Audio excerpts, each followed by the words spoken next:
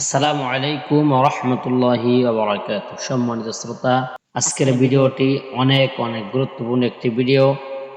আমরা নামাজে যে ছোট ছোট বিষয়গুলো, ইনশাআল্লাহ এই বিষয়গুলো আমরা সকলে খেয়াল করব।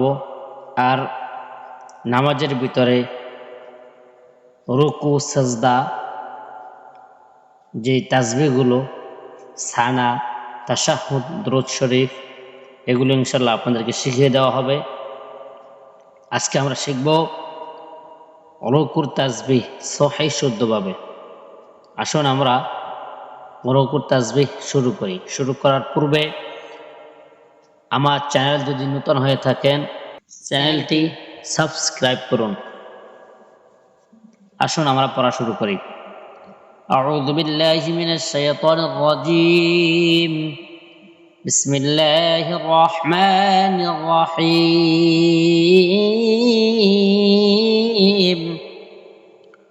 রুকুর তাসবিহ, how to pronounce Subhana Rabbiyal Azim।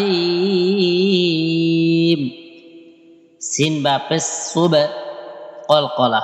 কলকলা হরফ পাঁচটি: কফ, তোয়া, বা, জিম, দাল। এই পাঁচটি হরফে যদি জজম হয় কলকলা করে পড়তে হয়, ধাক্কা দিয়ে পড়তে হয়।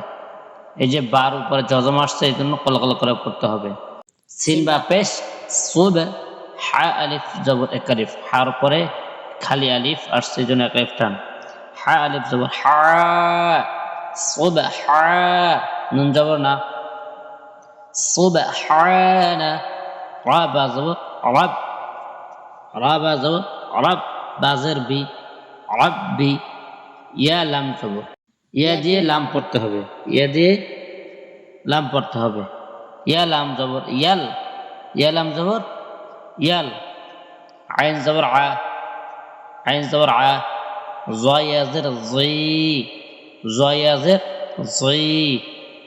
জয়াজের ইয়া জজম দিয়ে পড়তে হবে, জয়াজের জি। মিমজের মি, আজিমি, আজিমি।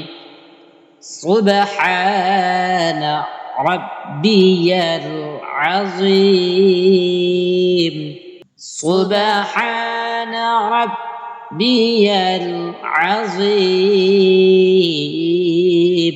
সুবহানা রাব্বিয়াল আযীম।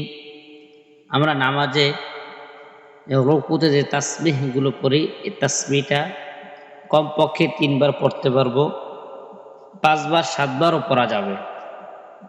আপনি 3 বারও পড়তে পারবেন, 5 বারও পড়তে পারবেন, 7 বারও পড়তে পারবেন। ইংলিশে সুবহানা রাব্বিয়াল আযীম, সুবহানা রাব্বিয়াল আযীম, সুবহানা রাব্বিয়াল আযীম।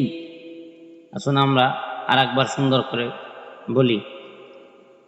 সুবহানা রাব্বিয়াল আযীম, সুবহানা রাব্বিয়াল আযীম।